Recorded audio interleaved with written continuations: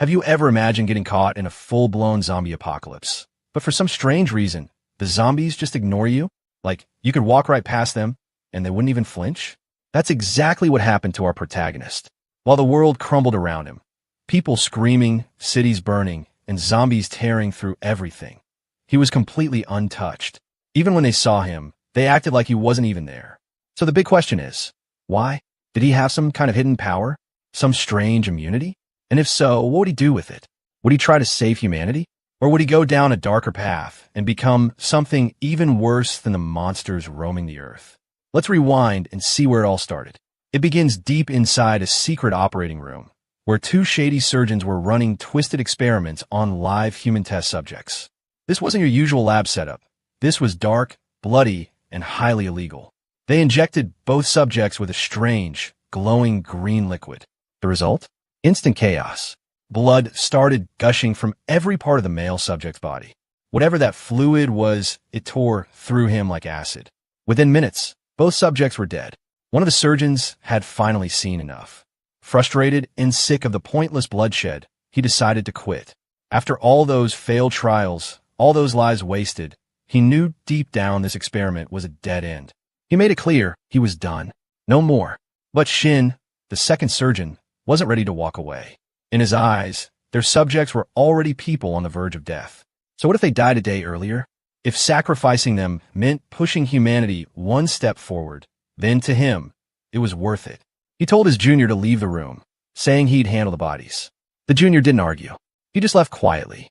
Shin, however, stood there alone in that blood-soaked room, still clinging to the belief that somewhere out there, the perfect test subject existed.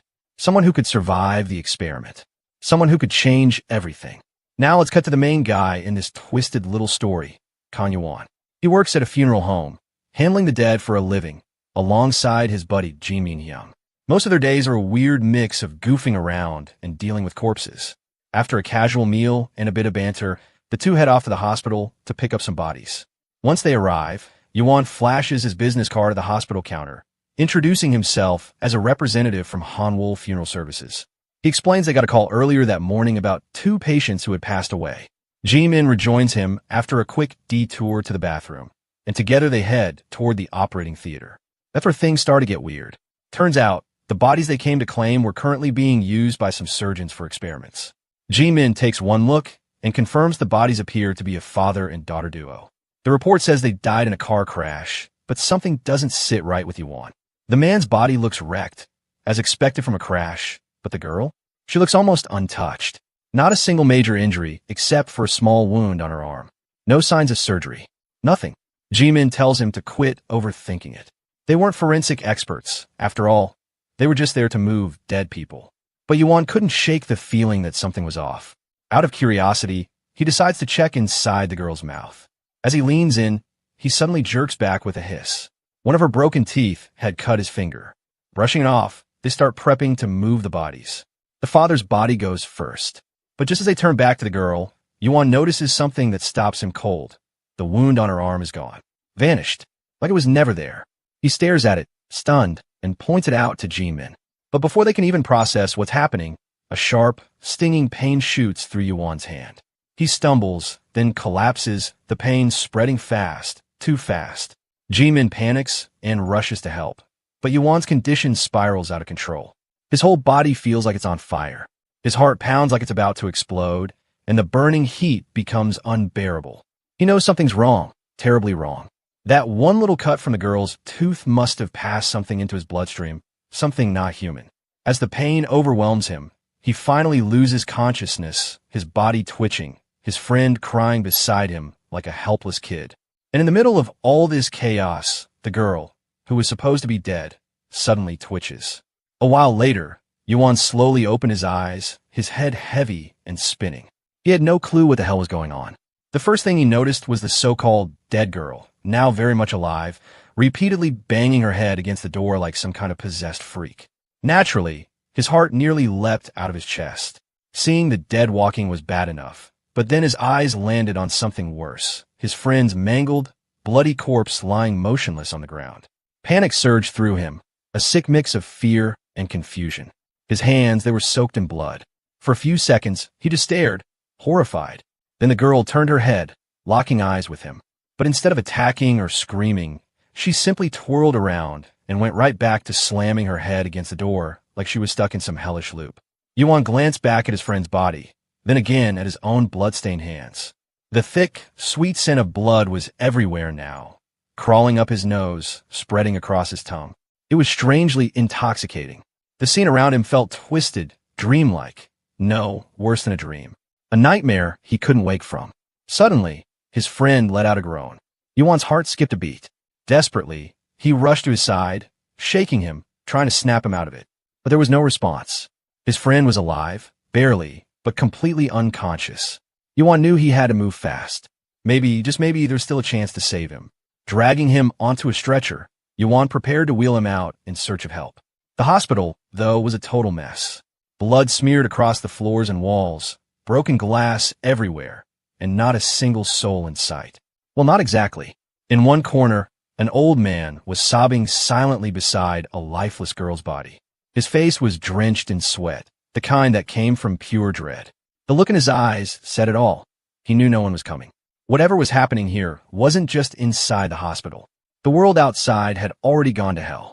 He cursed whatever god or devil had caused this madness. But then he noticed a twitch, a small flinch from the secretary nearby, and that was enough. The old man bolted, convinced that staying meant certain death. Grabbing a golf club, he steeled himself and rushed out, determined to escape this hellhole once and for all. Back in the operating room, Yuan had finished strapping his unconscious friend onto the stretcher. He was ready to move, but something felt wrong. His body was heavy, his stomach twisting painfully. It was the same kind of deep, gnawing pain you'd feel when you're starving. But that didn't make sense. He'd eaten lunch before coming to the hospital. It hadn't even been that long.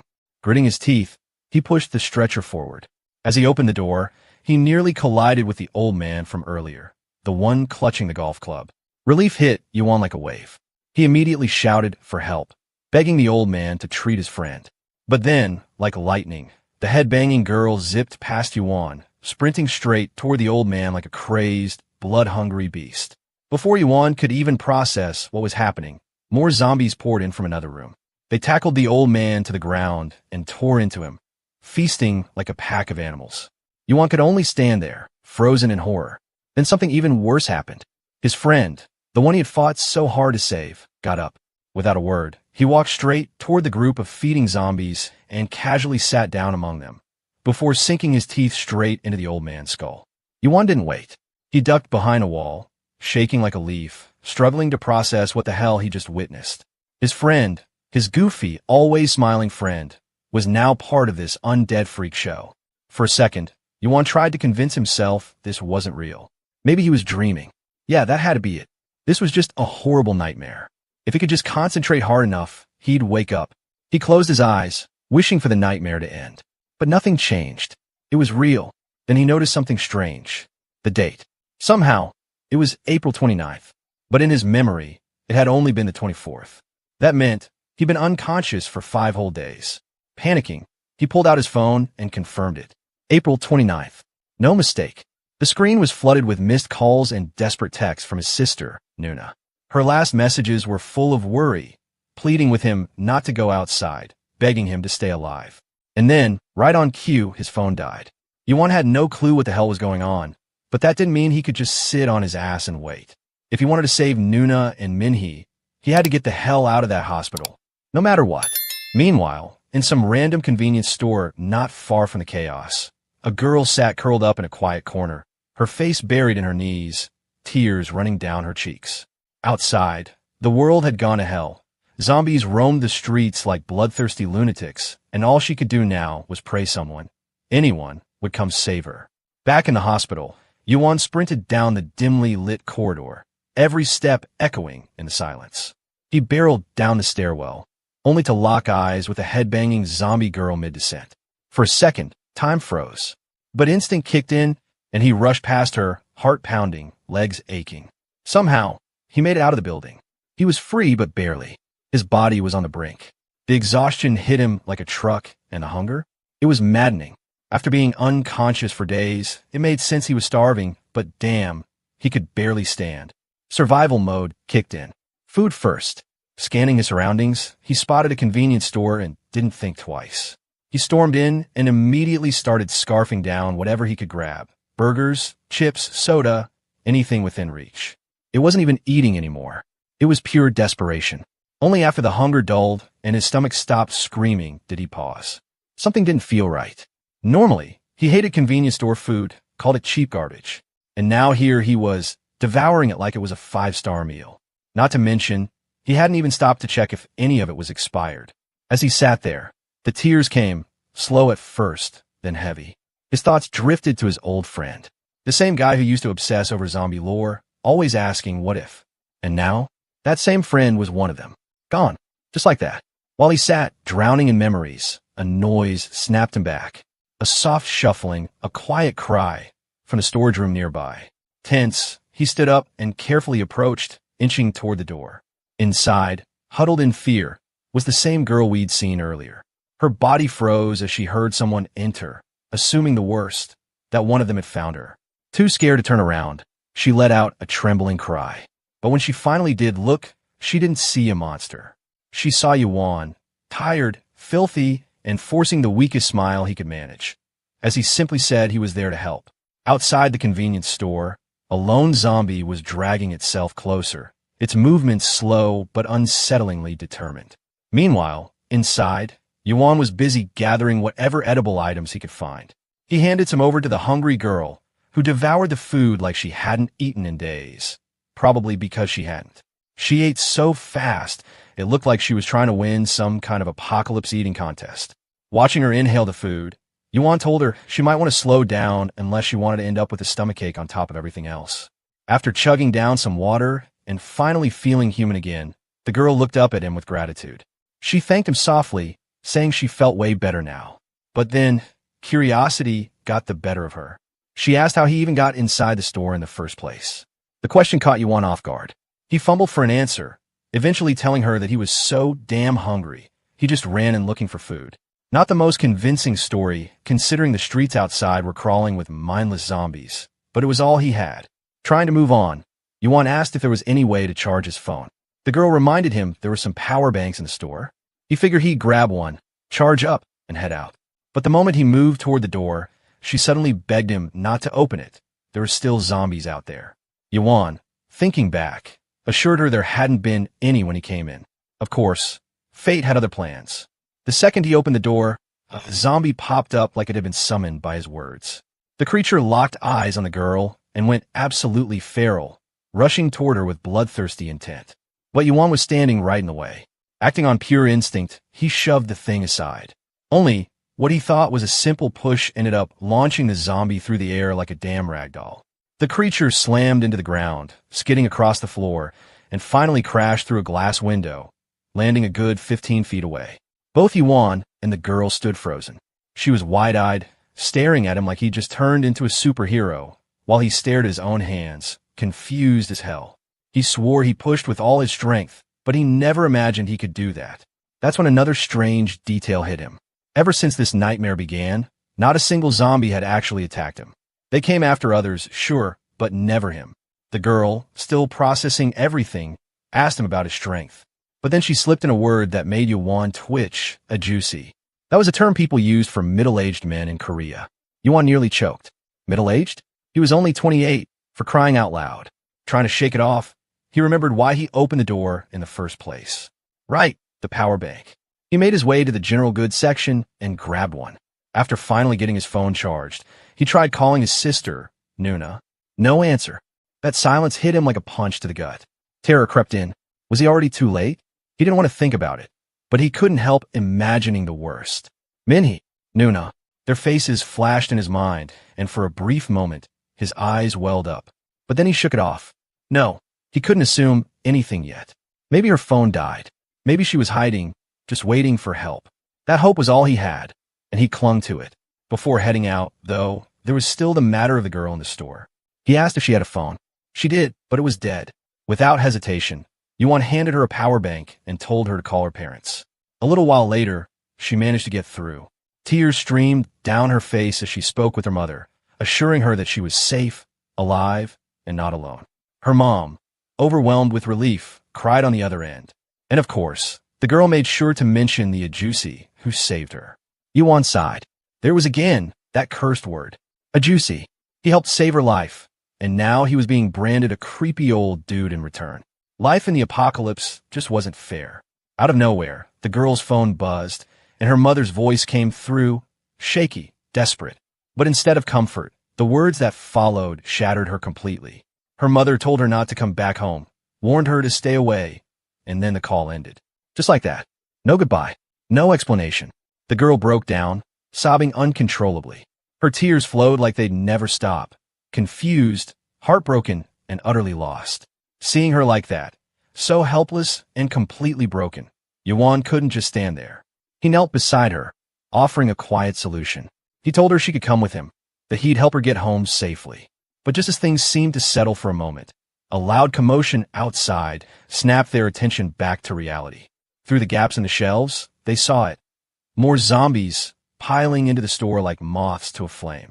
The girl's fears spiked instantly. She shrank back, realizing that escape was looking more impossible by the second. Yuan knew it too. They weren't getting out of here unless he cleared the path. Calmly, he started rummaging through the store, piecing together a makeshift weapon, something that could get the job done, even temporarily. Before heading out, he turned to the girl, eyes serious.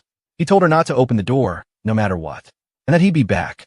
Then, without giving her a chance to protest, he shut the door and stepped out, her panicked voice trailing behind him. What followed was chaos. Yuan took on the horde, one swing at a time, clearing out the menace with nothing but sheer grit and a makeshift weapon. And eventually, he came back. Standing in front of her, still alive and breathing, he looked like a damn hero. Relief washed over her as she saw him, her expression shifting from fear to amazement. Just to be sure, she asked if he was okay. He told her he was, more than okay. Actually, for the first time, he felt truly confident. Fighting those zombies had lit something in him. And more interestingly, he realized something important. The zombies weren't even trying to bite him. Later, Yuan wandered into a nearby garment shop, picked out some clean clothes, and changed out of the bloodstained mess. When he stepped outside, luck seemed to throw him a bone.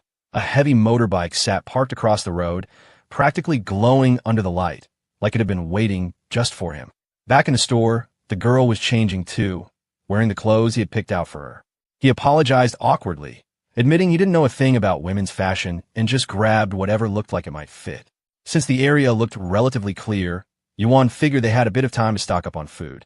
While moving through the shelves, he spotted a solid-looking baseball bat and claimed it.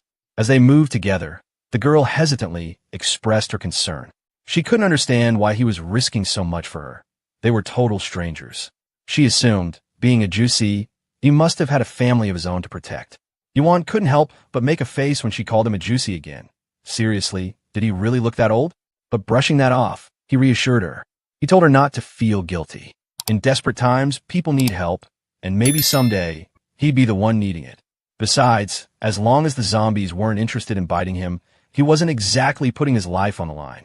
The moon hung high in the sky, casting a soft, silvery glow over the restless dead wandering below.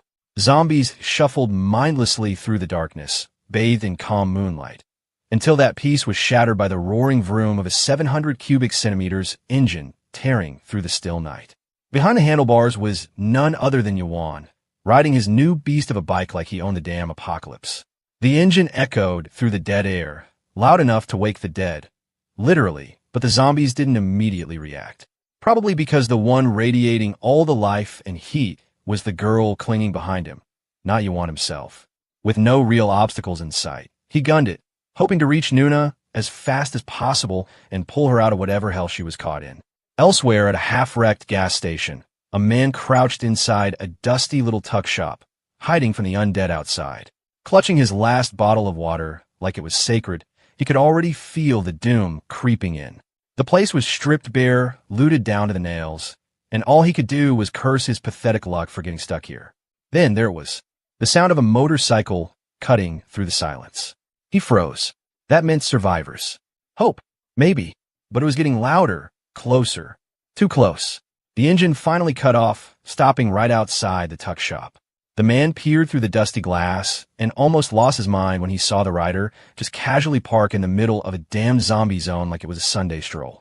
Either this guy was insane or seriously dangerous. Desperate and a little reckless, the man decided to risk it. He called out, hoping anyone would hear. But before he could even finish the thought, Yuan was already on the move, smashing through the crowd of zombies like he was swatting flies. One hit per monster. Clean, efficient, brutal. From his hiding spot, the man watched in stunned disbelief. Then, just as one zombie crept up behind Yuan, he shouted a warning. But Yuan didn't even flinch. He casually took 2 steps back, and the zombie went flying past like he was a damn ghost. The man's jaw practically hit the floor. Meanwhile, another zombie lunged toward the girl on the bike. Without missing a beat, Yuan swung his bat with such force. The creature flew through the air like a rag doll tossed in the wind. With the immediate threat gone, he turned to the girl and told her to relax. Everything was under control. Back in the tuck shop, the man was still frozen, trying to process what the hell he just witnessed. If his eyes weren't playing tricks on him, those zombies hadn't even tried to bite Yuan. Not once. It was like they couldn't. As Yuan strolled over to the fuel dispenser to top off the bike, the man finally stepped out from hiding. Excitement surged in his chest. He was certain of it now. The guy standing in front of him wasn't just anyone. He was the exclusive scoop. The man drank water like it was the best thing he'd ever tasted, like he hadn't had anything remotely decent in days. After emptying the bottle in one go, he let out a satisfied breath and admitted he was just glad to finally quench his thirst. Watching him curiously, Yuan asked how long he'd been hiding. Surprisingly, it had only been 3 days. Still, the guy hadn't expected the convenience store to be completely ransacked. No food, no supplies, just dust and disappointment. But now that he'd met other survivors, he looked a little hopeful.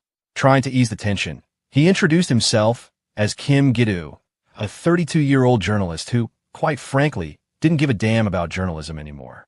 The world had gone straight to hell, and chasing stories didn't mean much when half the population wanted to eat your face. The girl's name was Park Gina, a 20-year-old college freshman who definitely hadn't signed up for this. And then there was Yuan, 28 years old, and reluctantly admitting that he used to be a mortician. Gi-do couldn't help but raise a brow, saying he didn't look like one. Meanwhile, for some reason, Gina kept staring at him, which made Yuan visibly uncomfortable. Turns out, she was just surprised. She'd half expected him to be some old boomer uncle, not someone relatively normal-looking. Gi-do eventually pieced together how these two ended up teaming up. It was just dumb luck, really, a series of messed-up events that brought them together at that rundown store. Yuan even pointed out how weird it was that they hadn't exchanged names until now. Gi-do got it, though. Anyone who'd been trapped out here probably went through their own personal horror show, something he promised to talk more about later. But for now, there's something else bugging him. He cut to the chase and asked Yuan about the strange ability he seemed to have, the one that made him immune or invisible to zombies.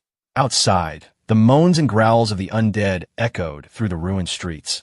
But inside, their conversation pressed on. Yuan shared how he'd been knocked out cold for 5 days inside a morgue. When he finally woke up, the apocalypse had already taken over. All he remembered before blacking out was feeling sick, then nothing. Gi-do scribbled all this down like a proper journalist, confirming Yuan's story, especially the part where he escaped the hospital and ran into Gina soon after. Gina, meanwhile, had been searching for her family when everything went to hell. Neither of them really knew what had happened during those first few days, which Gi-do honestly thought was probably a blessing. But then came the real kicker. Gi-do explained what he knew, how the entire planet had basically been turned into a zombie wasteland in just a few days. The first 48 hours were absolute chaos. People turned into monsters before they even understood what was happening. Families tore each other apart, literally. The scariest part? The infected didn't come from strangers. They came from the people you loved. Gina listened in silence, her eyes welling with tears as Gi-do painted the picture. It was brutal, too brutal. He quickly apologized for being so graphic, trying to reassure her that her family might still be alive. After all, she had received that one call, that one thread of hope. He told her they'd meet again. Gina agreed, but her voice wavered with doubt. Deciding to cut into the conversation, Yuan got curious about the journalist's story. Turns out, even Gi-do wasn't clinging too hard to his job title these days. Being a journalist didn't mean much in a world crawling with the undead. He admitted he'd been chasing a lead, trying to uncover the cause of the apocalypse, but taking that risk got him stranded. He ran out of gas and ended up stuck in this hellhole. Yuan, always hungry for answers, leaned in and asked what he'd found out. But the journalist waved it off like it wasn't important. Before he could explain further, something way more pressing stole everyone's attention. He turned to his left and immediately froze. A group of zombies had slammed into the window, snarling and thrashing against the glass like rabid animals. The entire group tensed. They couldn't even leave the gas station without becoming zombie chow. Yuan didn't need much convincing. He figured they needed to quit stalling and just get the fuck out. Since the bike was out of question, he asked Gidu where his car was. It was parked just a few minutes away by the roadside. Only problem? Getting to it meant cutting through a horde of creepy, flesh-hungry, fucked-up bastards. With nothing but a club in hand, Yuan decided he'd play the hero. He told them to block the door while he cleared the path. It sounded like straight-up suicide to the journalist. After all, the guy was about to throw himself into a zombie crowd for their sake. But Yuan was oddly calm. He reminded them that zombies didn't seem interested in biting him anyway. Turning to Gina, he gave her a soft smile, promising once again to take her home, just like he said he would.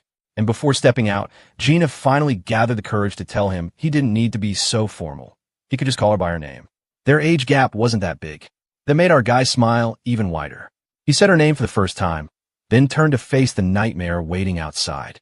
Meanwhile, Gidu just stood there, awkward as ever, playing third wheel in what felt like a tragic love story set in a zombie flick. Anyway, the undead freaks outside definitely didn't expect this. One guy stepping out like a total badass, eyes burning with purpose. Yuan declared that not a single one of them would make it inside. And then, all hell broke loose. The zombies shrieked and lunged, but Yuan was already in motion. He slammed into them like a wrecking ball, clubs swinging with brutal precision. At one point, he turned to a zombie that happened to walk by and, for reasons known only to him, absolutely smashed the poor bastard into a wall like he had a personal vendetta. That's when he noticed something strange. It wasn't just that they weren't biting him. It was like they didn't even recognize he was there.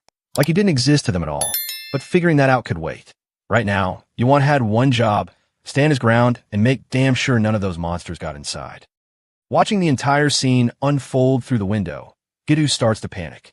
He can't believe his eyes. He comes to the same realization that Yuan did. But along with that, he's also terrified by Yuan's sudden surge in strength.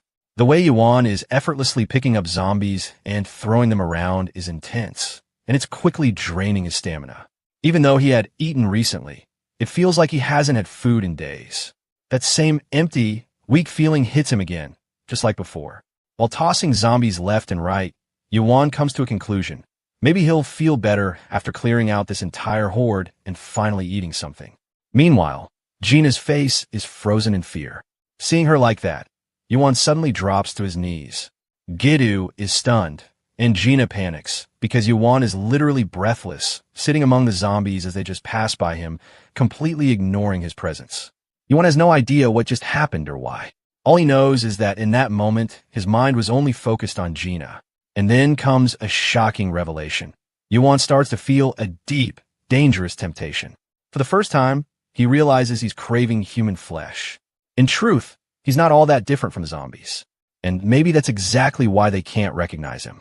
Seeing him in this state, Gina is terrified and desperately wants to help. But Gidu, staying practical, stops her, saying that trying to help would be reckless. While the two argue, Yuan regains his footing and dives back into the fight without pause. He keeps taking down as many zombies as he can. In his final move, he grabs a zombie's head and grinds it into the ground until it's crushed. But after that brutal attack, he's in rough shape. He's gasping for air, and deep down he's scared. He knows this isn't good, and even Gidu can sense it from a distance. Our confused, troubled, and conflicted protagonist tries to convince himself that he's not like the zombies, that he's human. Or at least he wants to believe that. A red spirit flickers in his eyes, and Yuan makes a vow to himself. He will never fall so low as to become a monster like them. The good news? After drinking water, the temptations finally fade away. Yuan drank water like he had been wandering in a desert. He was that thirsty. But it made sense. After all, he had single-handedly taken down a whole bunch of zombies. Gina was worried he might have gotten hurt, but thankfully, he hadn't suffered any physical damage. Gidu still found it strange. How could someone fight off such a massive group of zombies alone and survive? But Yuan was still extremely hungry. His temptation had now turned into a gut-wrenching stomach pain. Ignoring the pain, he focused on the plan and suggested they use Gidu's car since it would be the safest escape route. Somewhere in the gas station, there might be a fuel can they could use to refuel the vehicle. Yuan proposed they all go together, since it would be dangerous for anyone to go alone. But just then, out of nowhere, a man came running, shouting for help. That instantly spiked the panic level. Yuan noticed the guy seemed legit. His voice had genuine desperation in it. But the problem was, his friend was severely injured and in a very bad condition.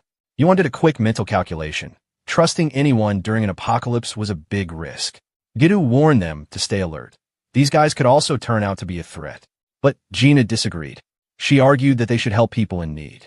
Yuan agreed with her, even if it felt a little naive to do so. Gidu sighed and said fine. If everyone else was comfortable, then they'd help. Gina opened the door and let the two men in. As soon as they stepped inside, they looked extremely thankful to be alive. But no one had the slightest clue that these two were actually complete scumbags, who had just scored themselves a free ticket inside. Gina offered them water so they could feel a bit better and asked about their condition. Gidu instantly got skeptical and asked if their injured friend had been bitten by a zombie. The first guy panicked and quickly tried to show that there were no bite marks. The second guy said if a zombie had bitten him, he would have already turned into one by now. Still, Gidu wasn't fully convinced. He asked about their survival strategy. Turned out, they didn't have a real plan. They were just aimlessly wandering around trying to get help for their friend. Gidu's doubtful attitude started to irritate Gina. She snapped, saying he should focus on helping people in need. After all, they were in trouble. She reminded him that these guys were alive only because of Yuan's kindness. The guy who was drenched in sweat kept thanking them again and again for their generosity. Gidu admitted maybe he'd been a bit too harsh. In the middle of all this, Yuan asked Gidu if his car was an SUV. That would mean all five of them could travel comfortably together. But Yuan had a slightly different plan in mind.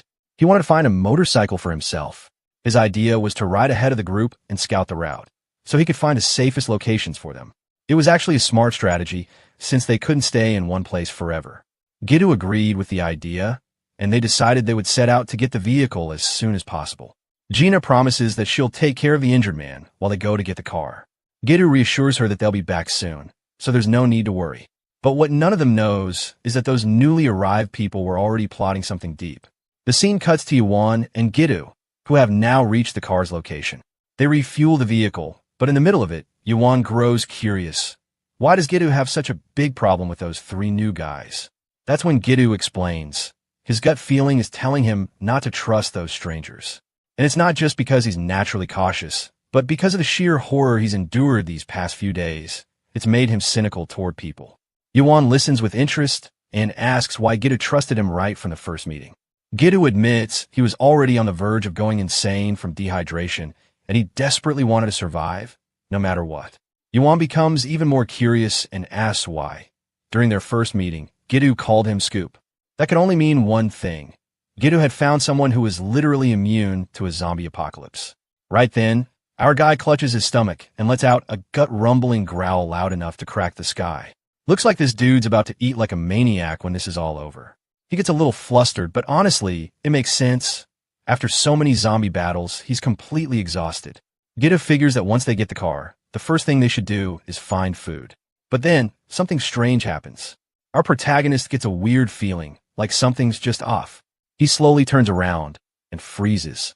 He's heard something, and this time he's sure it's not zombies. He's absolutely convinced he just heard Gina's voice. Cut to the gas station. There's a girl screaming at the top of her lungs, begging them to let her go. Gina's been captured by those bastards, and they're blackmailing her, saying her screaming will attract zombies. That only makes her more terrified, especially when they press a gun barrel to her head. That scumbag who was pretending to be sick all along? He finally drops the act and shows his true colors. He's overjoyed that he managed to fool everyone with his gimmick. Now he doesn't need any disguise. The plan? As soon as Yuan and Gidu return, they're going to shoot them. Gina is the perfect hostage for their setup. But right then, Gina bites his finger in rage, making him scream like a damn clown. He starts beating her with the gun until she falls unconscious. Still, he's furious from the pain. One of his buddies laughs it off, saying it's hilarious that he got bitten not by a zombie, but by a human. But this guy isn't in the mood to joke anymore. He tells his fat friend to keep watch outside. Meanwhile, the creep starts thinking about taking advantage of Gina in her vulnerable state. His plan is to kill both her friends and run away with her. Just as he's about to unbutton her pants, Yuan shows up, raging. He hits the guy on the head so hard, the bastard goes flying. When he sees Gina's condition, his blood boils with fury. Right then, Gidu arrives too.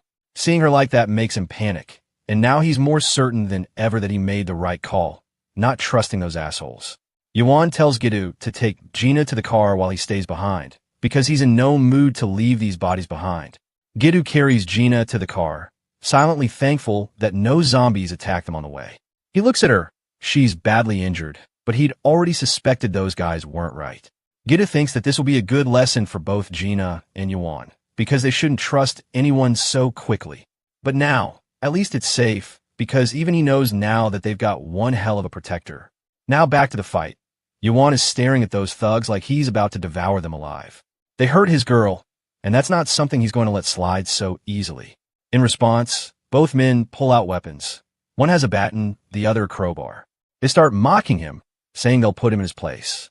But Yuan doesn't say a word. Instead, he simply drops his metal bat to the ground.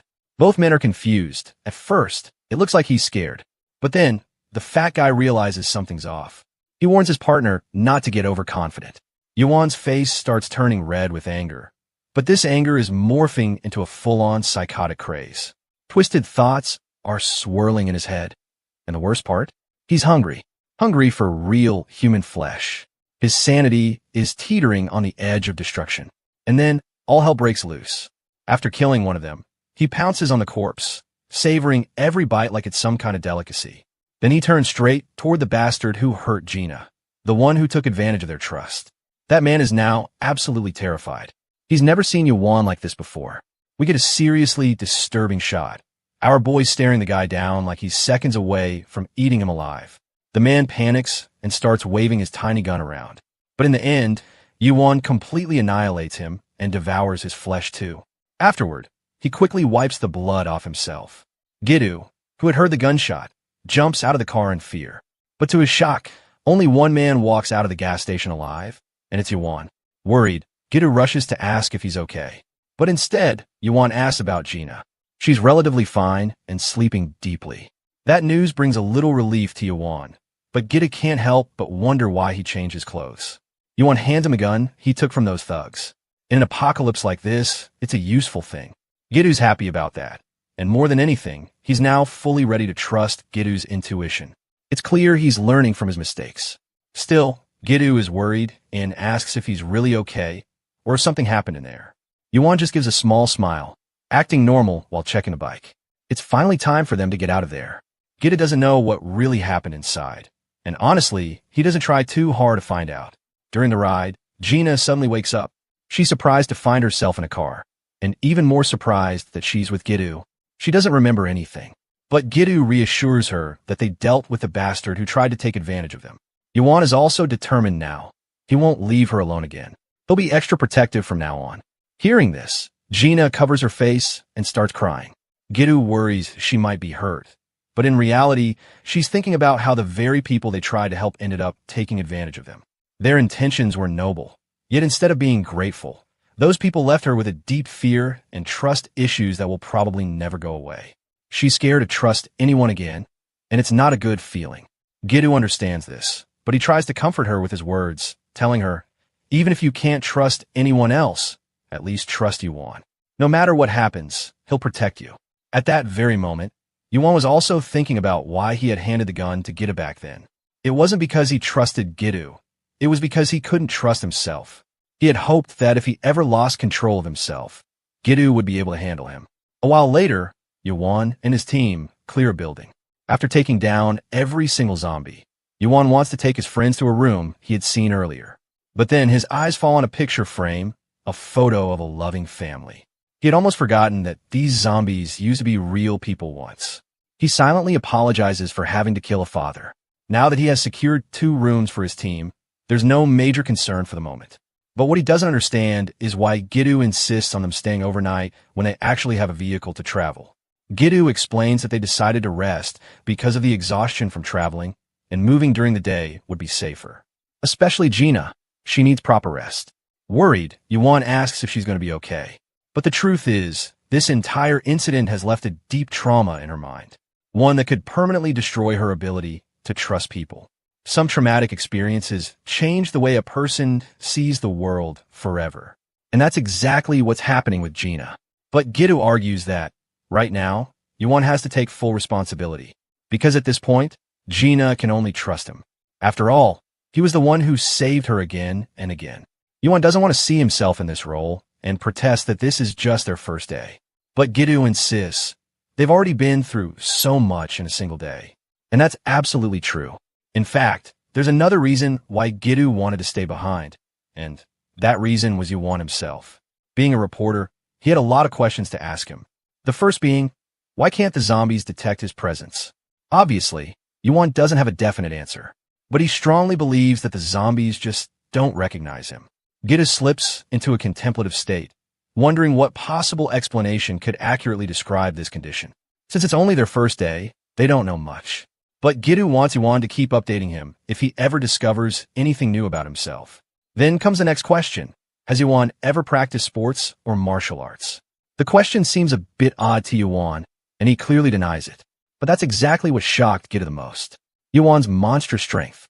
He had been lifting zombies effortlessly and slamming them into walls and pavements like they were nothing. Gitu says it felt like Yuan wasn't even human. Hearing this, a sense of fear creeps into Yuan's heart.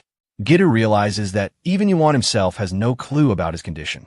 To shift away from the serious topic, Gitu apologizes for bombarding him with so many questions, especially after Yuan had just saved all their lives. Meanwhile, Yuan's quest to find his sister is still incomplete. He wants to go back home to check on her.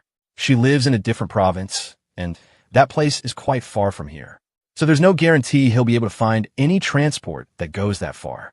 Still, despite all the obstacles, Yuan wants to give it everything he's got to save his sister. Gitu completely opposes the idea. That place is too far, and Yuan shouldn't be so reckless. But even Yuan doesn't understand why he feels so strongly about this. He just knows it's the right thing to do, no matter how hard it is. Hearing this, Gina's eyes well up with tears. She had woken up and was already touched by Yuan's sincerity. Gitu thinks to himself, maybe Yuan is just too good of a person, and maybe that's exactly why Gina trusts him completely. While jotting down his thoughts on paper, Gitu wanted to ask one final question. Had Yuan noticed any specific pattern in the zombies? Anything at all that might help them later? Yuan scratched his head in confusion and said he didn't really know anything meaningful. He felt like the zombies' senses were still intact, but even that theory seemed inconsistent. It didn't explain how the zombies could differentiate between humans and their own kind. Just then, Gina entered and dropped a bombshell. Zombies are actually attracted to exposed skin. She'd heard that from her manager, who had hidden in the storage room before getting attacked. Gitu was a bit worried that Gina had woken up so soon, but she sat down and said she hadn't been able to sleep properly for a while. She apologized to Yuan for making him worry unnecessarily and reassured him that she was fine now. Gitu grew curious about her words and asked her for more details. Gina explained that zombies are more drawn to exposed skin, which was why she had asked for a long cloth in the store. Gitu got even more confused, but at least now they had new data to work with. In any case, it would be smarter to find things like gloves to cover as much skin as possible. Right then, Gina found a working radio nearby. The radio transmission mentioned the 6th day of the virus outbreak, saying that even now, people's lives were still in danger because of the apocalypse. Gina couldn't believe the radio still worked after all this time. It was a live broadcast reporting on the events of the past 5 days of the apocalypse. Yuan and Gitu were also shocked to see that a channel was still active. That could mean the radio station was still safe. But Yuan felt that maybe the people that were trapped inside, and this might be a distress signal. Anyway, since Gina knew the station's location, Gitu suggested that the final decision should be Yuan's. After all, he was the only one capable of navigating the station from the inside. Still, Yuan felt that finding Gina's parents should come first. He could think about everything else afterward. Seeing him repeatedly stand up for her gave Gina some comfort. Gitu didn't object either and suggested everyone should get some rest now. In the next scene, we see a dream sequence where Yuan is running in fear from zombies. They were slowly closing in on him, and in the end, he could only brace himself for the pain. Suddenly, Yuan snapped out of the dream and saw his friend Jin Min Hyung standing right in front of him. He was shocked. Jin Min shouldn't be alive. That thought made him wonder, what if this whole zombie apocalypse was just a dream? But that brief hope shattered instantly when he saw an entire zombie horde munching on someone's flesh. Yet another nightmare he couldn't seem to wake up from. Jimin invited his friend to join them and eat too. After all, you should start liking human flesh. His face looked like something out of a horror movie. Yuan woke up with a jolt. His breathing was heavy, and his eyes filled with fear. Daylight touched the edge of his bed, and slowly, he began to feel a bit of peace. But his hands were still trembling. He reinforced to himself he would never become like those zombies. The scene changes to a different location, where a couple is lying on their bed. They have nothing left to eat, but instead of worrying about their own health, they're more concerned about their daughter, Gina. They hope that someone trustworthy might have rescued her. The mother just wants to see her daughter one more time, but both parents are forced to accept death, as there's nothing more they can do. Just then, Gina's father suddenly hears a sound that wakes him up. It's the sound of a motorcycle, which could mean a survivor has arrived. But what shocks them even more is when the bike stops near the zombies. To them, this decision seems totally reckless, because they don't know about Yuan's special powers. Yuan safely reaches the exact location Gina had described. But so far, there's no sign of human life. He thinks it's better to neutralize the zombie horde first before expanding the search. And with that, our boy grabs his trusty metal bat and ruthlessly smashes a zombie to pieces. Gina's parents are stunned. They're witnessing a lone man effortlessly taking down zombies. They're now forced to ask themselves, who is this guy? With the path now clear, Yuan looks around and understands why Gita's car couldn't reach this deep into the city. He starts scanning the area and plans to move forward. Heading in the direction of Gina's house, he jumps over a wall. Inside, Gina's parents are hesitant to trust a stranger. But just then, Yuan calls out to them and asks if they're Gina's parents. The moment they hear their daughter's name, both of them run out to hug Yuan. Now the story fast-forwards. Gina finally gets the chance to reunite with her parents. It's a joyful reunion. Seeing them together makes Yuan's face light up with happiness, because he's fulfilled his promise. But Gitu reminds everyone that they should head inside. The outside world is still dangerous. Gina's father grabs his hand and thanks him for protecting their daughter. But Gitu refuses to take any credit, saying everything was only possible because of Yuan. Once inside, Gina's parents explain how lucky they were, how they built several blockades to protect themselves. But being trapped inside had exhausted all their resources. They tried everything to find their daughter. Now that Gina is back, they're deeply grateful to both Yuan and Gitu. But Gitu again clarifies, it was all thanks to Yuan. Yuan finds out they hadn't left the house for 6 days. Power had been out, but luckily, the water supply was still running, which helped them survive. But they were completely out of food and on the verge of starvation. Yuan realizes he has to do something. That's when he remembers a supermarket on the road. It's shuttered down, meaning there might still be untouched supplies inside. If they can get to it, it could save everyone's life. But Gina's father objects. He feels Yuan is putting his life in danger. Yuan, however, is convinced they can't survive without basic human resources. They've been hungry for 2 days. He can't just ignore that. Gitu agrees, saying they must prioritize survival. Anything could happen. Gina's father gathers courage and offers to help, but Yuan turns him down. He says it's more important for them to focus on Gina's condition right now. Hearing this, Gina's father gets emotional. After all, what's more touching than a father's concern for his family? Yuan gets ready to leave, and Gitu decides to join him so they can arrange food. Keeping Gina's theory in mind, Gitu fully covers himself. He wants to be useful, not a burden. That's a relief for Yuan, who now has a trustworthy partner. Both of them bid goodbye to Gina's family and set out. Gina's family is worried, but she has full faith in Yuan. She knows he'll always come back.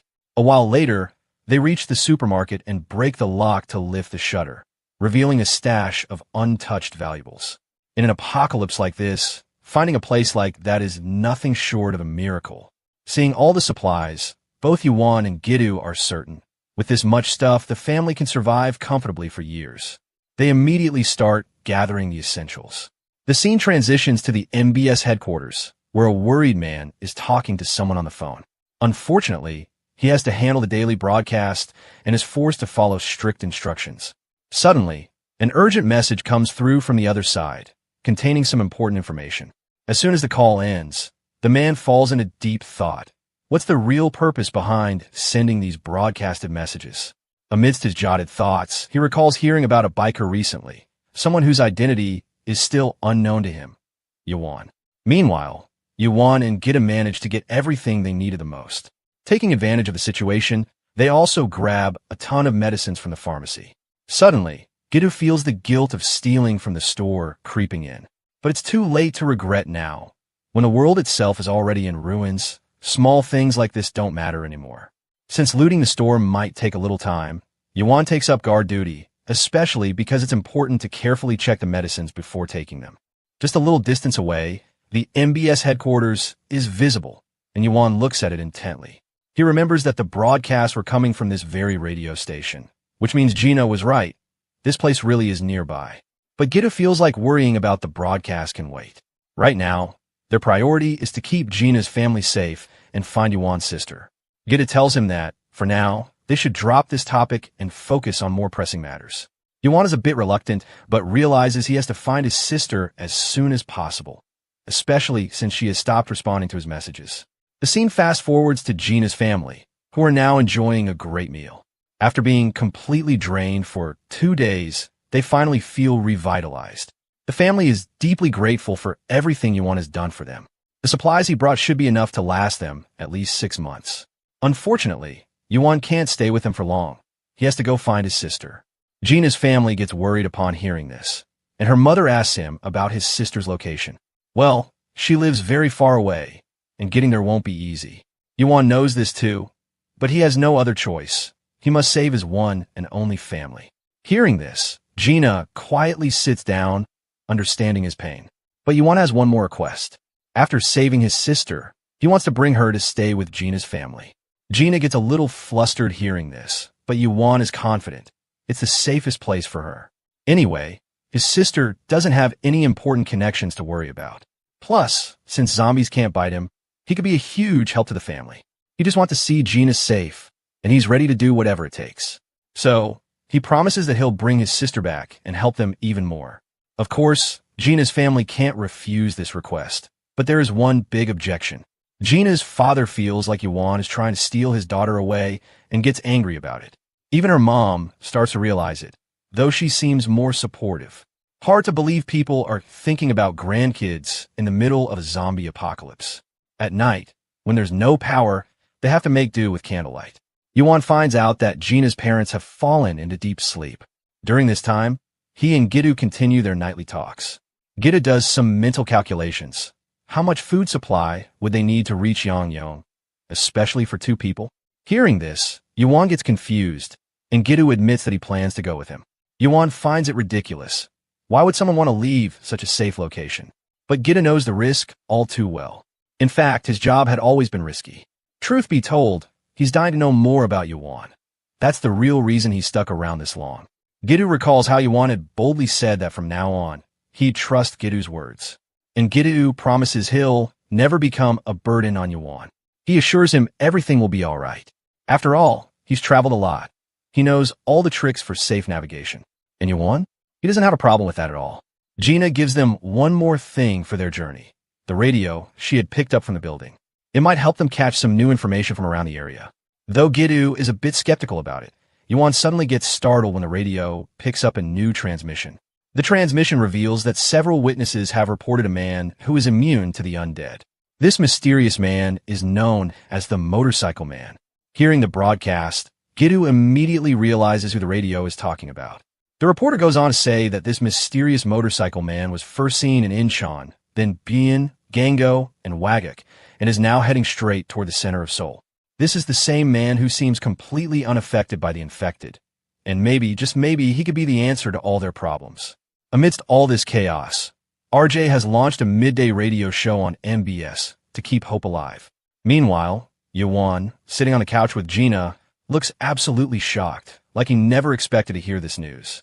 RJ admits that at first, it all sounded like nonsense to him. The idea that someone could be untouched by the infected. He thought it was false hope. But still, despite being stuck inside the broadcast studio, he kept going.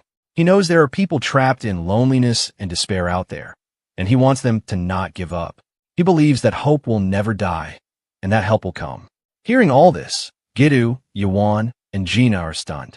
Then Gitu breaks the silence and confirms. Did RJ just call himself Sun Gene Cole, the program director of MBS? Yuan immediately asks if Giddu knows him. Giddu searches through his pockets and mutters that he should have Gene Cole's number somewhere. Eventually, he finds it and remembers meeting this man at the radio current affairs department. But now, it seems like Gene Cole is running the entire station alone. Yuan then asks Giddu if the radio station is still accepting reports for broadcasts. Giddu confirms, yes, they still are. After hearing all this, Yuan finally speaks up and declares he's ready to claim that he is the motorcycle guy.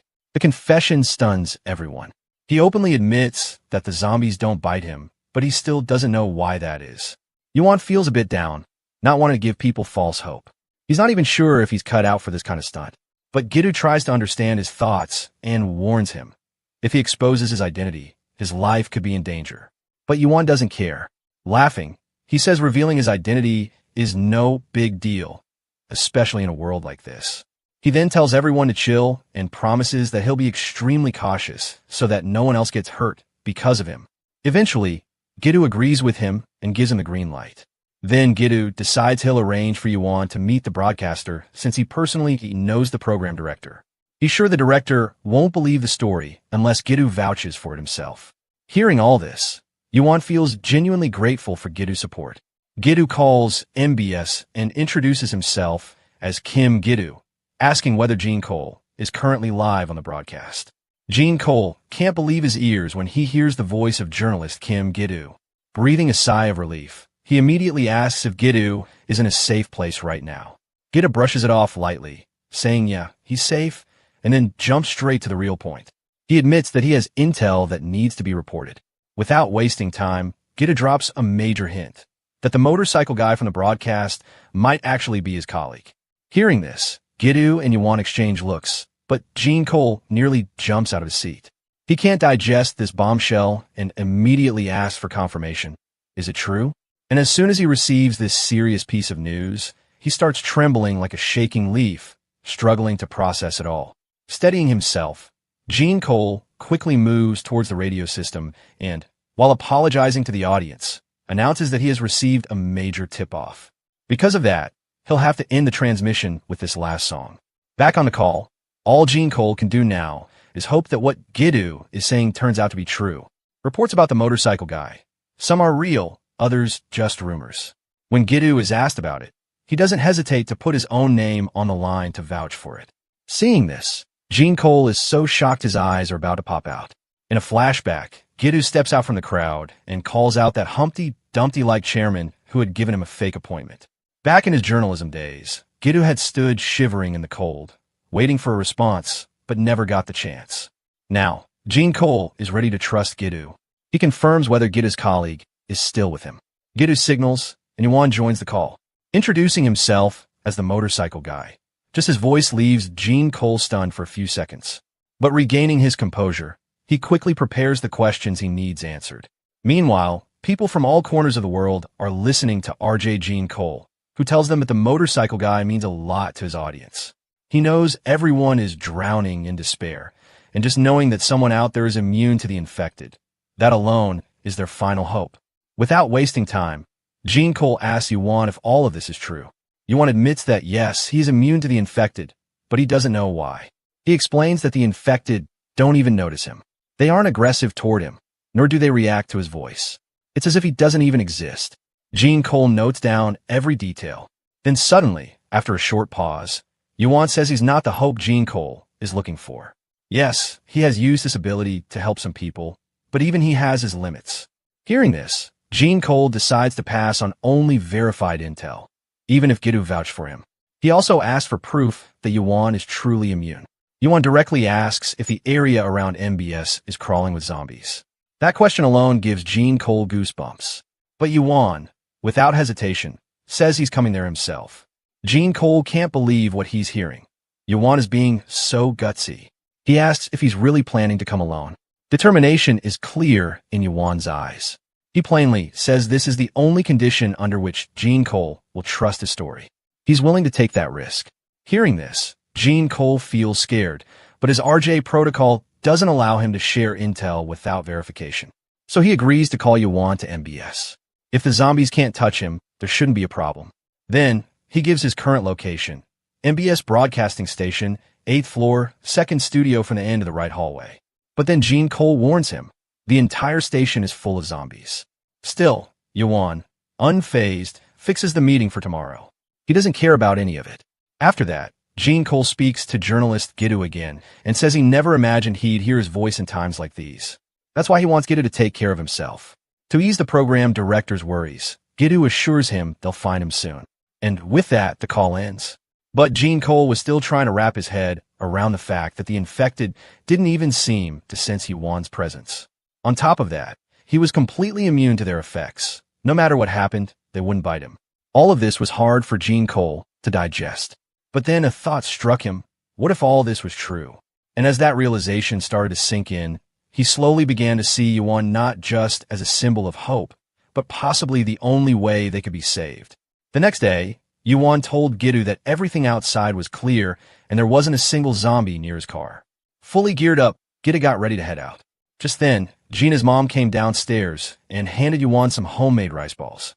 She figured the journey ahead was going to be tough, so carrying some food was a must. Seeing the box packed with rice balls, Gidoo actually jumped in joy. After thanking her, he promised her he'd eat all of it. But she wasn't done. She warned him to be careful and bring her daughter back safe and sound. Everyone was waiting for them. As Yuan stepped outside, Gina ran after him to stop him. She couldn't say anything and avoided looking him in the eyes. Yuan reassured her that she didn't need to worry. Zombies wouldn't even dare to mess with him. But her emotions got the better of her, and before she realized it, she gave him a tight hug. Yuan froze in shock. But this cutie just couldn't hold back anymore. She quietly thanked him, hoping he'd come back no matter what. Yuan, now red like a tomato, awkwardly replied that she didn't need to worry. He'd return safe and sound. Meanwhile, Gina's dad, who was watching all this, found the whole scene irritating. Grumbling, he muttered something like, "Dating is fine, but isn't it a bit too early to be thinking about marriage?" His stupid comment earned him death glares from both of them. And with that, Yuan finally set out, leaving everyone behind hoping and praying for their safe return. A few hours later, Yuan and Gidoo reached a zombie-infested zone. Keeping Gidoo safe inside the car, Yuan, armed with his bat, stepped out and started smashing those brainless monsters. One savage hit was enough to draw a whole bunch of them toward him. Observing closely, Yuan figured that if this swarm wasn't taken out now, this place would turn even more dangerous, especially if they ever needed to find shelter here. Gidoo understood what he meant and left the task to him. Yuan knew this wasn't going to be easy, but he had no choice. Gripping his bat tighter, he warned the brainless horde that he was getting through, no matter what. Meanwhile, inside the building, Gene Cole was on the verge of passing out. Lying in a corner, he felt his body was completely giving up. He had nothing left to eat or drink. His supplies had run out long ago. All he could do now was wait to die. Looking at his state, he thought that today's broadcast was impossible. But what really bothered him was that he didn't leave any farewell message during yesterday's broadcast. If only he had known things would get this bad. Just then, his phone suddenly started ringing. It was his fellow journalist, Kim Gidoo. Without wasting a second, he picked up. A worried voice came from the speaker. Gidoo was asking if he was okay. Gene Cole quickly replied that he was okay for now. Hearing this, Gidoo sighed in relief and told him to hang on. They were close. Hearing that, Gene Cole's heart started racing. Anxious, he asked where they were. Calmly, Gidoo told him they'd reached the MBS building. Gene Cole froze. He couldn't believe it. They actually made it all the way here. But he immediately warned them. The building's entrance was swarming with zombies. There was no way to get in. To ease his worry, Gidoo turned on a video call. And what Gene Cole saw on the screen left him stunned. He watched the motorcycle guy ruthlessly taking out zombies. Yuan was smashing them with his bat with such power that the path cleared itself. Gidoo told him that if he tried stepping outside, he'd be dead in a second. But for Yuan, this was nothing. And for the first time, Gene Cole saw someone whom the zombies didn't even register as a target. The fact that they ignored him completely made him a literal ray of hope. Once all the zombies were cleared, Yuan stood still for a moment, lost in thought. The only thing going through his mind was, how many lives had he just taken? But after taking a deep breath, he signaled to Gidoo that it was safe to come out. At first, Gidoo didn't believe it. But eventually, trusting Yuan, he stepped outside. Looking around, Yuan spotted a police shield lying nearby, completely unused. He picked it up and handed it to Gidu, saying it might come in handy later. Gidu completely agreed. As they moved ahead, Yuan was sure that there were more brainless zombies waiting inside. So he advised Gidu that if he wanted to stay alive, he better stick close to him. Gidu remembered how the inside of the MBS building was like a maze. But since he was familiar with the place, he decided he would be the navigator for this mission. As they walked inside, the place was mostly empty. Fortunately, wherever the two patrolled, it remained clear. Yuan, wielding a baseball bat as his weapon, checked another room, but it was completely void of survivors or zombies, which caught Gidu off guard. Still, he couldn't shake off a weird feeling creeping up his spine. While climbing up, that uneasy sensation kept building in his chest, making him turn his head constantly, on edge. The silence felt unnatural, and Gidu muttered that something didn't sit right. He asked Yuan if everyone had just run off when everything first went down. Yuan, caught off guard, had a storm of thoughts racing through his mind, trying to come up with a reason. Instead of an answer, though, he ended up asking Gidu a question. Why was Jin Sheol so determined to keep broadcasting? He figured Jin Sheol must be going through a lot regardless of his own condition. But still, why continue the broadcast? After thinking about it, Gidu assumed it was probably due to Jin Sheol's strong sense of responsibility. Having worked at a broadcasting station for years, he was used to delivering information, and even in such extreme times, he kept doing what he believed was his duty to humanity. Yuan admitted he was really impressed by the work that Gidu and Jin Sheol were doing. Their commitment as journalists genuinely struck him. Even now, they hadn't lost their drive. They were still gathering intel, trying to make sense of this madness, and maybe even solve it. Yuan, on the other hand, felt useless as a mortician. There wasn't much he could do, and it made him feel pathetic.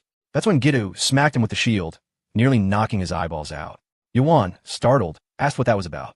Gidu said he did it in Gina's name. He was sure Gina would have done the same if he saw Yuan acting like a loser again. Then Gidu threw a question at him. Who in this world can live without caring at all? He got straight to the point. Yuan had so many chances to run away, to choose another path. But instead, he made the choice to rescue Gina and their family.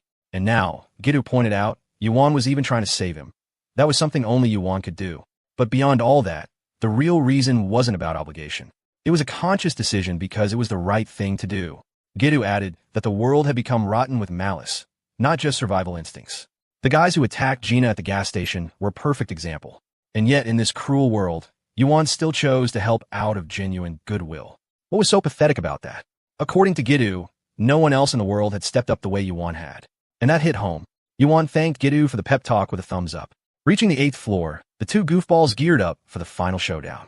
They cautiously crept through a dead-silent corridor. Even that was deserted. Finally, at the far left end of the hallway, they reached the second door, Studio 6. Gidu was just about to call Jin Sheol, totally unaware of what was about to happen. Out of nowhere, a hungry, infected freak lunged at him. Gidu turned his head and nearly lost his soul in terror. But just in time, Yuan pulled him away, taking the hit himself and getting launched like a missile. Their luck was awful. The zombie bit the wrong person. Panic instantly set in. Gidu screamed in horror for Yuan, who had taken the bite. But despite the shock, Yuan managed to knock the zombie out with a powerful strike. Now at his limit, Yuan couldn't believe he'd actually been bitten.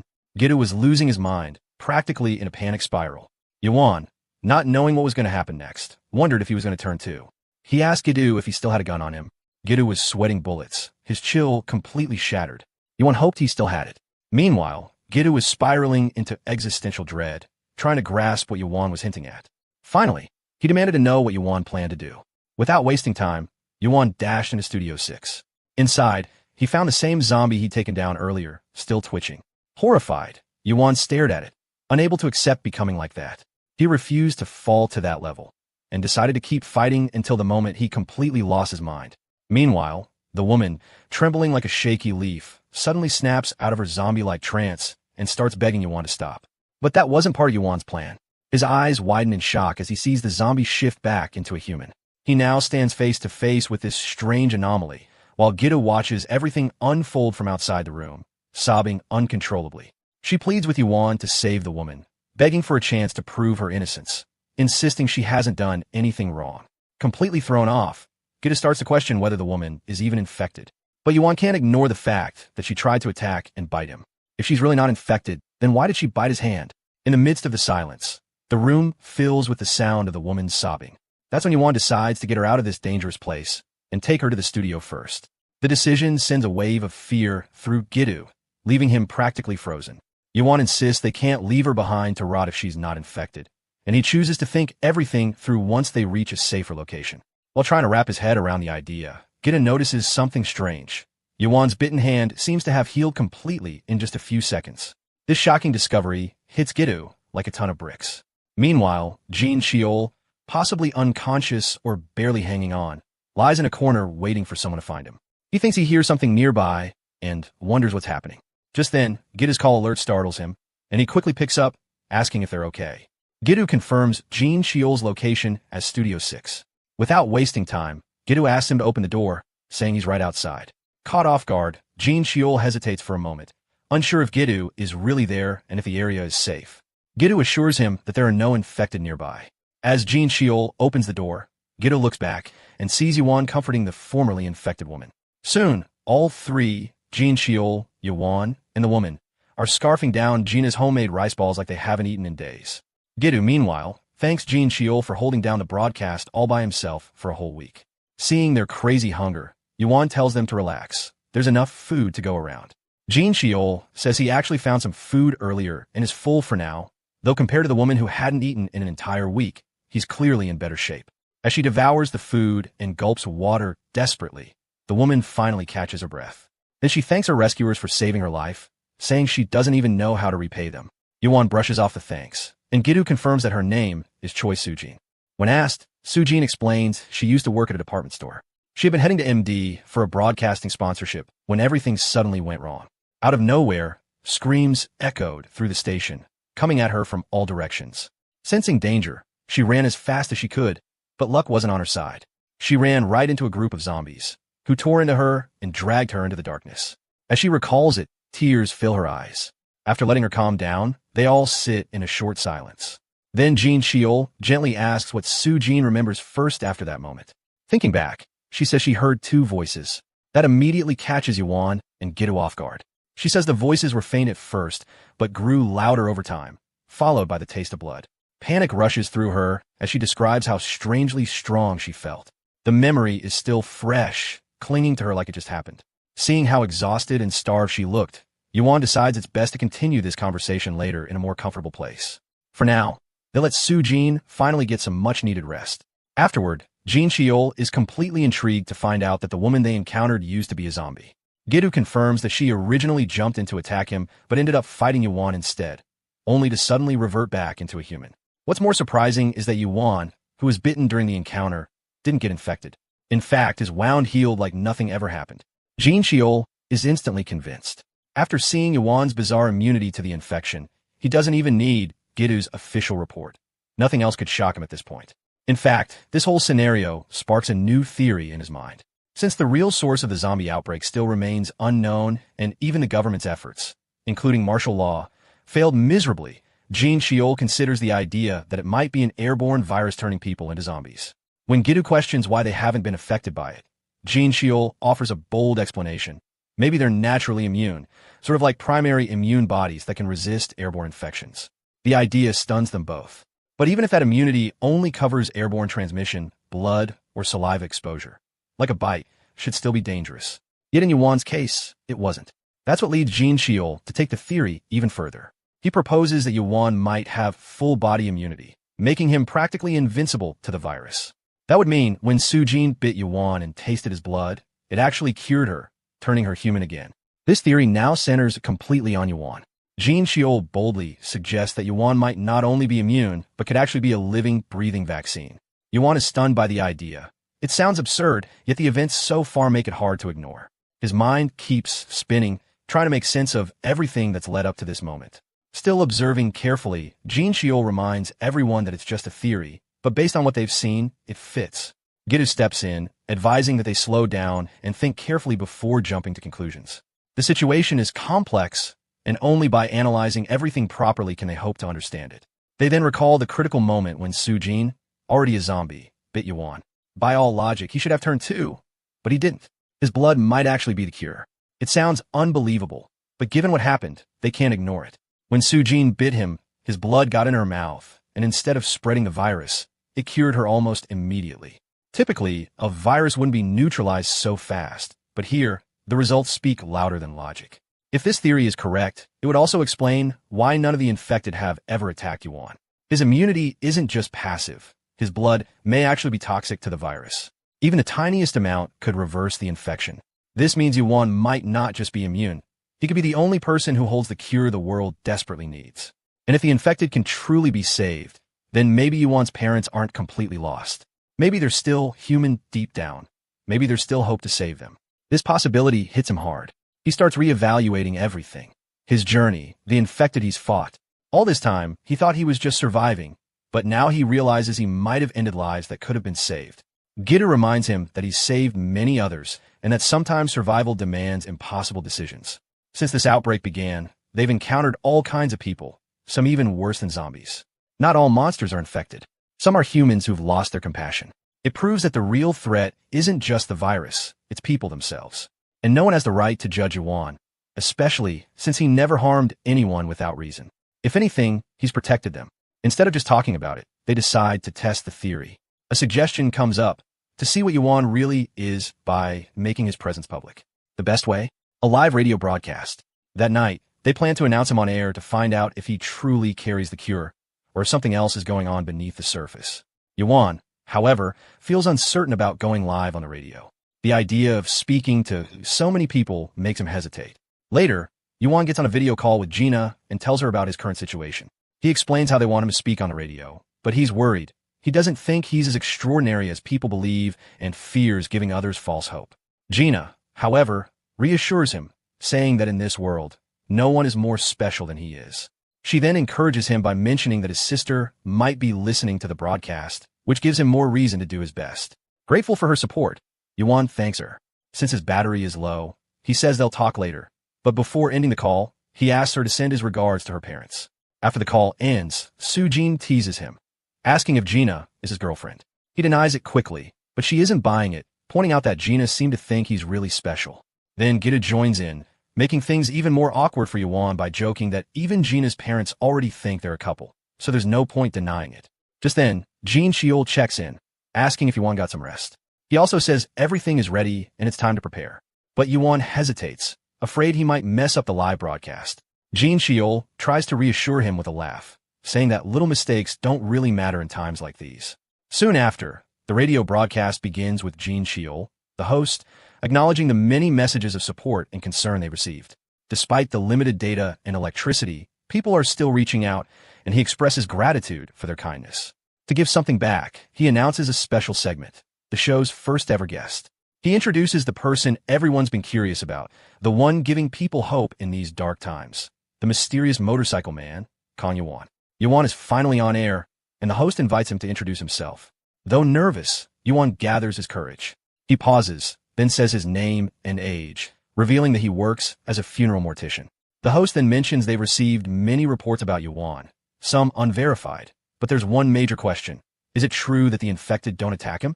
After a short silence, Yuan confirms it's true. He explains that the infected don't bite or attack him at all. They barely even notice he's there.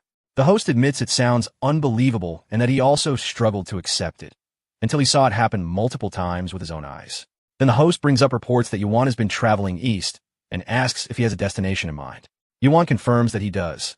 He's heading to Yangyang in Ganwang province, where his family is. Despite the dangers along the way, he hopes to reunite with them. The host acknowledges that Yangyang is quite far and wonders if any listeners in that region are tuning in. Suddenly, a message comes in from a listener in Sacho, a nearby area. The surprise catches everyone's attention. The listener explains they had evacuated from Yangyang to Sacho and that the military already passed through Yangyang, leaving nothing behind. Yuan is shaken by the news. He starts to realize that his long journey might have been for nothing, and now he has no idea what happened to his family. The thought that Yangyang could be completely gone hits hard. Gidu, equally concerned, questions whether the military actually destroyed the entire area.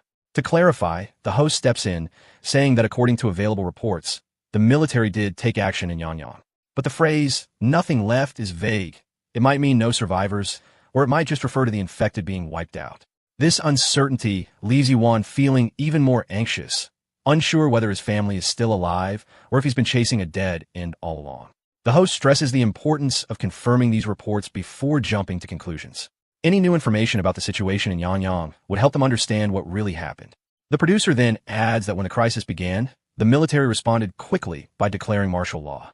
But after that, their actions became more limited, and recent reports show they're pulling out of major cities, causing traffic jams and more chaos. However, Yangyang's situation seems different, implying that something unusual might have taken place there. The host then suggests that maybe the military evacuated the survivors from Yangyang and moved them to safety. He encourages Yuan to keep hope. Afterwards, Yuan reflects on how much his sister has always loved the radio. Since they were kids, they would listen to it together, finding comfort in its presence. To her, the radio made their quiet home feel livelier and less lonely.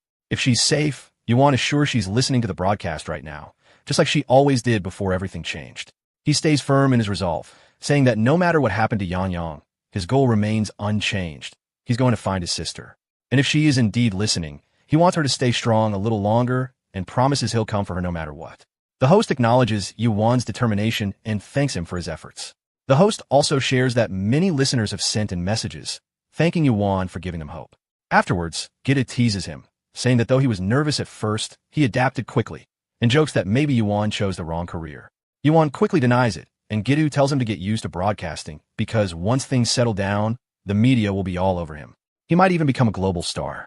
Later, Sujin hesitates before asking a question, but Jin Cheol encourages her.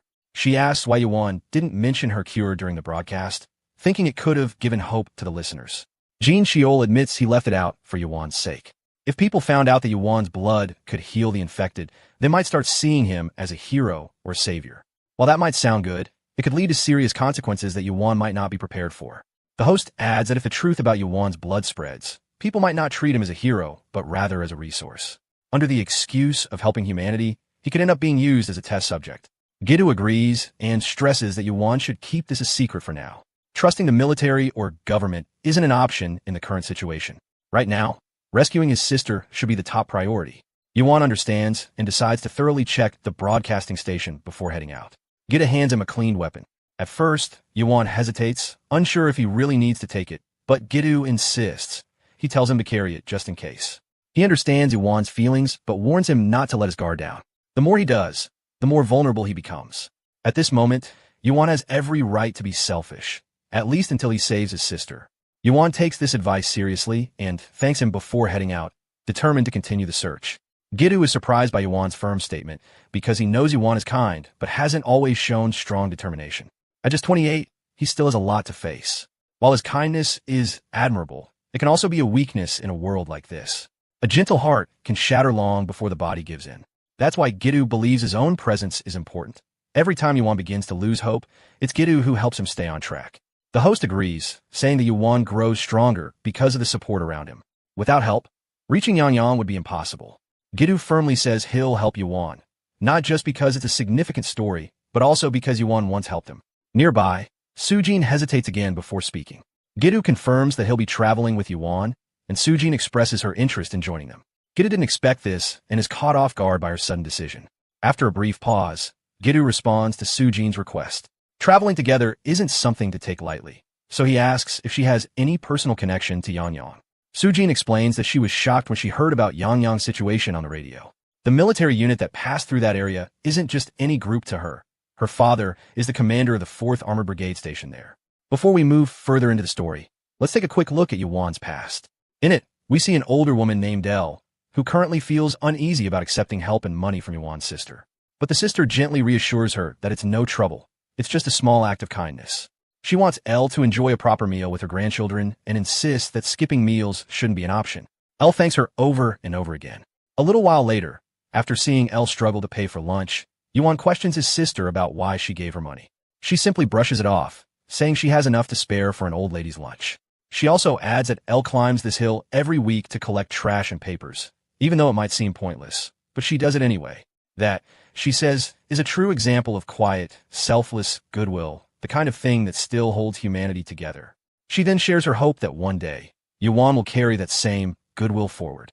As she asks him if he will, the scene ends with Yuan sitting alone on a bench, lost in his memories, staring at his final messages to his older sister, Luchai, with deep sorrow. Later, Gitu casually asks if Miss Sujin's father happens to be the deputy commander of the 4th Armored Brigade. Sujin confirms that he is Colonel Choi Youngchul, who was previously stationed in Kirin but got reassigned to Yangyang last year. While her family moved there, Sujin stayed behind in Seoul for work. Gidu realizes that her life turned upside down in just 1 week with no warning. He also senses that Sujin feels safer around Yuan and probably wants to stick with them. But then his mind hits a turning point. Colonel Choi Youngchul. That name rings a bell. Meanwhile, Jin Sheol thinks letting Sujin join them might not be a bad idea, especially since the military is controlling Yanyang. He's almost sure it's the 4th Armored Brigade guarding the area, and civilians aren't being allowed in. But Sujin, being directly related to the deputy commander's family, changes the game entirely. He also concludes that the military base might be the only safe place left right now. Of course, getting to Yanyang isn't easy. It's risky and needs careful planning to navigate through the infected zones. It could take more time than expected. Still, leaving feels better than just sitting around. Sujin finally speaks up, saying she wants to reunite with her family, and they decide to talk about everything once Yuan gets back. When Yuan returns, he listens to Sujin's situation and asks if she plans to come with him. He has no issue with it, especially since her family is in Yanyang. Gidu jumps in to remind Yuan this isn't a vacation. While munching on rice balls, Yuan admits he knows the dangers, but when it comes to family, there's no second thought. He also mentions his reason for going to Yanyang is for his sister, which Sujin relates to. She hopes she won't be a burden on them. They then ask Jin Sheol what the next step is. Now feeling hopeful, he says he'll continue broadcasting from there and asks them to share any useful information they come across on the road to Yanyang. Jin Sheol notes that while he's getting reports from across the country, reliable info on military bases is rare. Plus, barely anyone is traveling long distances anymore. He suspects that if the government or military is still operating, they've probably moved their bases out to remote provinces. That's why he thinks streaming their journey to Yanyang like a live documentary could really matter to the survivors still listening. He expresses his hope that Yuan will succeed in finding and reuniting with his sister. As for him, Jin Sheol plans to stay back and keep doing his part. Yuan offers him a small smile and promises to return for him. Gita then stocks Jin Sheol up with enough food for a month. Jin Sheol is hesitant, worried about them giving away supplies before such a dangerous trip. But Gidu reassures him. They'll stop at a supermarket to restock. Yuan adds that the 8th floor is zombie-free now, so they're no longer trapped. Jin Sheol thanks Yuan for saving him, not just physically, but in other ways too. He dreams of a day when they can broadcast together again, hopefully with Luchai beside them. Before they leave, they all put their hands in a huddle and wish each other luck. Afterward, Jin Sheol watches them leave, holding on to nothing but hope. Once they're outside, Yuan revs up his motorbike and takes the lead while Gidu and Sujin follow behind in the car. With engines roaring, they speed off, and Gidu stays right behind Yuan. He silently promises to bring Luchai back. Meanwhile, with the door blocked by piles of junk, Luchai's daughter sleeps peacefully. In a soft voice, Luchai tells her to hang in there just a little longer because Uncle Yuan is coming to get them. Meanwhile, the trio's journey hits a major snag when they find the highway completely blocked by a mess of abandoned vehicles. There's so much wreckage, not even their bike can slip through. Gidu had expected the trip to Yanyang to be rough, but not this bad. Now, it seems like they'll need to take a much longer detour than he initially planned. Sujin checks the map and suggests they take Route 86 instead, believing the road there won't be as cluttered. Gidu thinks it's a decent plan and updates Yuan about the national road they'll be switching to. But Yuan seems distracted, his mind weighed down. He's just seen a dead family lying nearby, and the sight leaves him shaken. Still, he brushes off the emotion and responds to Gidu. A while later, they arrive at Namyangja Station where they encounter a few zombies. But thanks to their teamwork, they handle them easily. After that, they sit down to prepare some food, and as night falls, they take shelter in their car. Yuan silently stares at his phone. He's already sent countless messages to his sister, but there's still no reply. The next morning, the road they're following comes to a dead end. While there are many other paths, figuring out which one actually leads to Yanyang is a whole different issue. And finding a safe one? Even harder. So they decide to take a short break. The area is secluded and quiet, making it seem like a low-risk spot. Besides, they've been running themselves ragged trying to figure out the safest route. A little rest is well-earned. Sujin takes the opportunity to head into the woods to relieve herself. As she disappears into the greenery, Gidu feels unsure about her wandering off like that. But what can they do? They can't exactly follow her into the trees. All they can do is hope she'll be fine. After all, the path she took leads to an abandoned mountain. Still, it's got to be tough on her, keeping up with the guys, constantly on the move without rest. She must be pushing herself hard, trying not to fall behind. It's clear she's worn out from being the only woman in the group, but she can't really complain. This was her choice from the start. If only Gidu could ask Yuan to stand guard while she's away. But that's not an option. And then, her worst fear comes true. A man, fully geared from head to toe, suddenly appears behind her, pointing a barrel straight at her. Her scream echoes through the forest, sharp and panicked, snapping Gidu and Yuan into high alert. Yuan doesn't even hesitate. He bolts straight toward the scream, calling her name. He comes face to face with a soldier-looking guy, who has Sujin clearly terrified. The man orders Yuan to drop his weapon. He doesn't want to take any chances. Without hesitation, Yuan lets go of his bat. The stranger then starts grilling him about who he is and why they're here. Yuan is just as confused. The guy looks like a survivor, but something feels off. Where did he even get that gun? He doesn't seem like real military.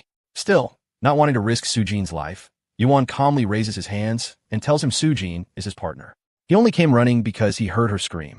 The man, still on edge, demands to know why they're wandering in the mountains when there's supposedly nothing out here. Yuan chooses to be honest. He explains their goal is to reach Yangyang to find his family. They got lost while navigating and ended up here while trying to get some rest. The area seemed safe enough, so they stopped. Eventually, the man lowers his gun and apologizes for the scare. He admits he overreacted. He thought they might be infected since he noticed movement in an otherwise deserted mountain. He helps Sujin back up and finally removes his helmet, introducing himself as Jiang Tan. As a peace offering, he apologizes once again for frightening them. Yuan responds politely, introducing himself in return. By now, Gidu has also caught up. His voice can be heard calling out to Yuan. Hearing someone else approach, Jiang Tan quickly asks how many of them there are. Yuan holds up 3 fingers. Then, to their surprise, Jiang Tan invites them to come with him. He sees how tired they look. This place may not be luxurious, but it's definitely better than sleeping out in the open. At least there's enough room for everyone to rest properly.